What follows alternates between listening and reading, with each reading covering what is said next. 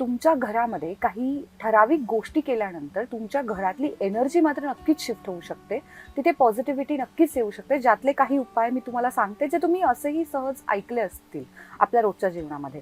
त्यातला एक महत्त्वाचा उपाय म्हणजे तुम्ही पाहिलं असेल की सगळ्यांच्या घरामध्ये साधारणतः टॉयलेटमध्ये किंवा घरातल्या कोपऱ्यांमध्ये असं ग्लासमध्ये, वाटीमध्ये मीठ साठवून मोठं मीठ ठेवलेलं असतं.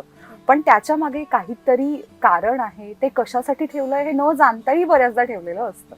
पण हा एक वास्तुशास्त्राचा खूप चांगल्या उपायांपैकीचा उपाय आहे, असं मी नक्कीच सांगेन तुम्हाला. तर तुम्हाला करायचं काय आहे, तुम्हाला हिमालयन सॉल्ट किंवा आपण ज्याला मोठं मीठ म्हणतो असं मीठ घ्यायचं आहे. त्याला तुम्हाला कंपल्सरी काचेच्याच बाउलमध्ये किंवा काचेच्या ग्लासमध्ये, काच याच्यासाठी कारण काच हे नॉन रिॲक्टिव्ह गोष्ट आहे. जे मेटल आपण एखादं घेतलं तर मेटल एनर्जी शिफ्ट करतं, ट्रान्सफर करतं. म्हणून आपण काचेचा वापर करणार आहोत आणि त्याच्यामध्ये तुम्हाला ते फील करायचं आहे आणि तुम्हाला तुमच्या घराच्या टॉयलेट्समध्ये स्पेशली ठेवायचं आहे. तुम्ही घराच्या प्रत्येक रूमच्या कोपऱ्यात नाही ठेवलं तरी चालणार आहे. तर साधारणतः मीठ काय करतं, तर मीठ तुमची जी निगेटिव्ह एनर्जी आहे ती ॲब्सॉर्ब करतं. आता ते जे मीठ तुम्ही ठेवलंय हे कंपल्सरी आठवड्याच्या आठवड्याला तुम्हाला ते फ्लश करायचं आहे आणि ते भरून ठेवायचं आहे. म्हणजे तुम्ही ते भरून ठेवलं आणि सोडून दिलं असं नाही चालणार आहे.